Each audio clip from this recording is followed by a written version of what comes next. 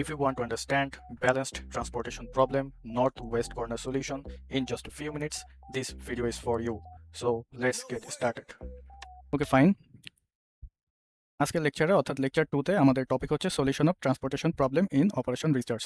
তো in my previous lecture অর্থাৎ lecture 2 তে অলরেডি আমরা ডিসকাশন করে ফেলছি যে what is transportation problem, what is the tabular form of transportation problem with example, and what's the type of transportation problem which is balanced and unbalanced transportation problem. তো আপনারা যদি কেউ previous lecture অর্থাৎ lecture 1টা না দেখে থাকেন তাহলে অবশ্যই এটা দেখে নেবেন।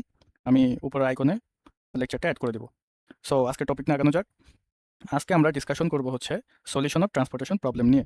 তো the solution of transportation problem can be obtain in 2 stage. এটা 2 স্টেজে হচ্ছে আমরা পেতে পারি।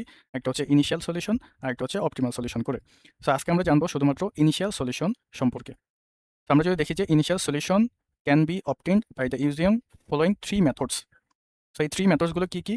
এক নম্বর হচ্ছে আমাদের নর্থ ওয়েস্ট কর্নার রুল বা NWCR, সেকেন্ড হচ্ছে আমাদের least cost method or matrix minimum method, and third হচ্ছে আমাদের Vogel's approximation method or VAM।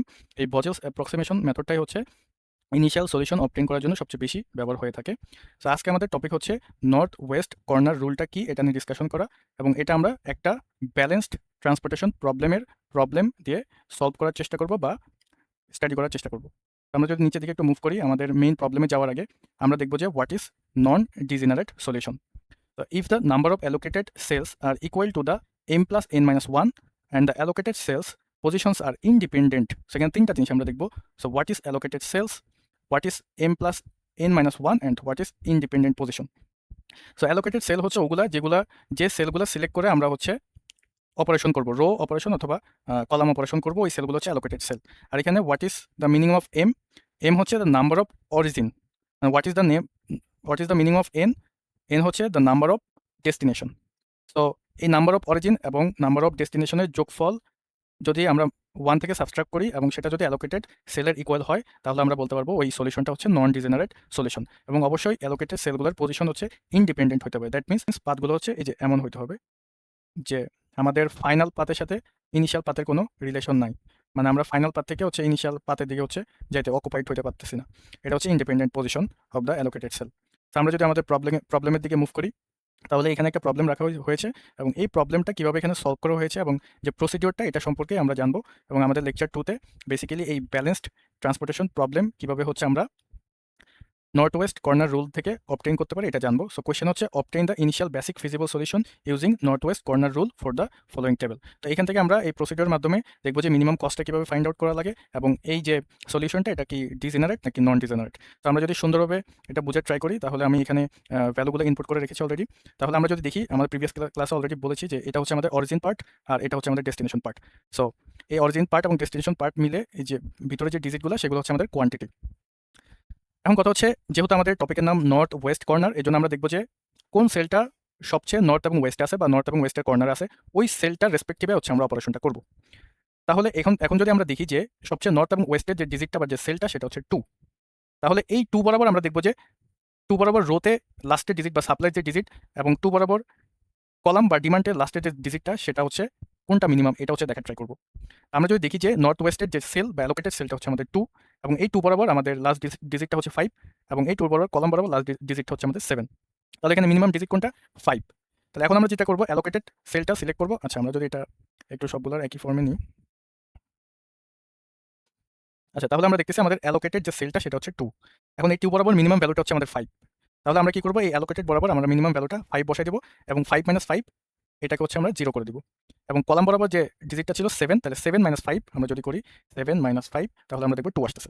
এখন আমরা যেটা দেখবো সেটা হচ্ছে আমাদের এই অ্যালোকেটেড সেল বরাবর কোন রোটা বা কোন কলামটা 0 হয়ে গেছে, ওই রো বা কলামটা হচ্ছে আমরা কেটে দিব। তাহলে আমরা দেখতেছি যে অ্যালোকেটেড সেল বরাবর রো বরাবর যে সেলটা সেটা হচ্ছে 0 হয়ে গেছে, তাহলে আমরা এই সেলটা হচ্ছে কেটে দিব। আচ্ছা আমরা ইয়েলো মার্ক দিয়ে বুঝাইতে হচ্ছে কেটে দিছি। এখন আমাদের দেখার বিষয় হচ্ছে তো এটা হচ্ছে আমাদের ফার্স্ট পার্ট যে আমরা কীভাবে অ্যালোকেটেড সেল সিলেক্ট করব এবং মানে কোন রো বা কোন কলামটা হচ্ছে আমরা কেটে দিব।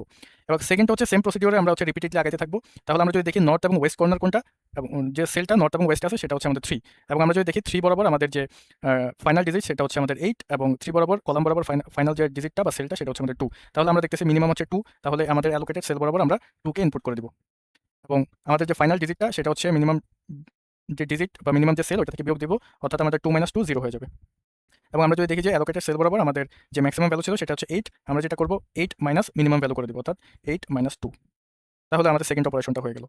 এবং আমরা এখন লাস্টে দেখব কি যে ওই বরাবর কোন কলাম বা রোটা হচ্ছে 0 হয়েছে। যেহেতু কলামটা 0 হয়েছে এজন্য আমরা এই কলামটা কেটে দিব।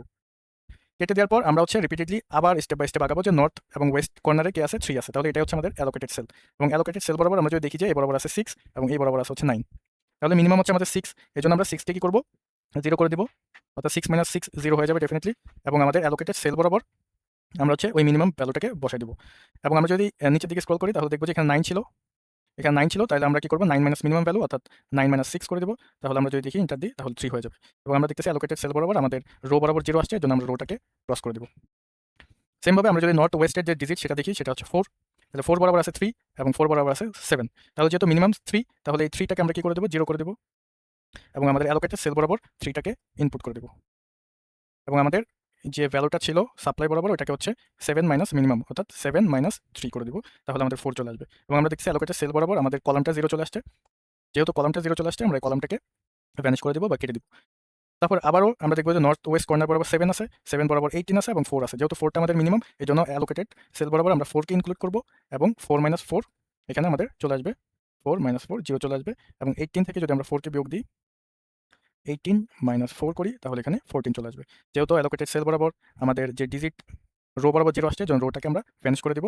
এবং আমরা যদি এখন খেয়াল করি তাহলে অ্যালোকেটেড সেল হচ্ছে আমাদের এটা এবং তার বাম দিকেও 14 এবং নিচের দিকেও 14, অর্থাৎ কলাম বরাবর 14 এবং রো বরাবর 14। দ্যাট মিনস দুইটাকে আমরা মিনিমাম হিসেবে কাউন্ট করব এবং এখানে আমরা অ্যালোকেটেড সেল বরাবর 14 কে ইনপুট করব এবং অ্যালোকেটেড কলাম বরাবর আমাদের 14 - 14 0 হয়ে যাবে এবং অ্যাজ ওয়েল অ্যাজ আমাদের রো বরাবর 14 - 14 0 হয়ে যাবে।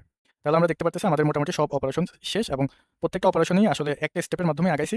এবং আমরা যদি খেয়াল করি এখন তাহলে আমরা দেখব যে এই বরাবর আমরা হচ্ছে দুইটা অ্যালোকেটেড সেল পাইছি। এই বরাবর হচ্ছে আমরা দুইটা অ্যালোকেটেড সেল পাইছি এবং এই বরাবর হচ্ছে আমাদের দুইটা অ্যালোকেটেড সেল পেয়েছি। তাহলে এই অ্যালোকেটেড সেলগুলো নিয়ে আমাদের বেসিক্যালি কাজ। তাহলে অ্যালোকেটেড সেল বরাবর যে এই যে 2 এবং 5, এখানে 2 হচ্ছে কোয়ান্টিটি এবং 5 হচ্ছে আমাদের কস্ট।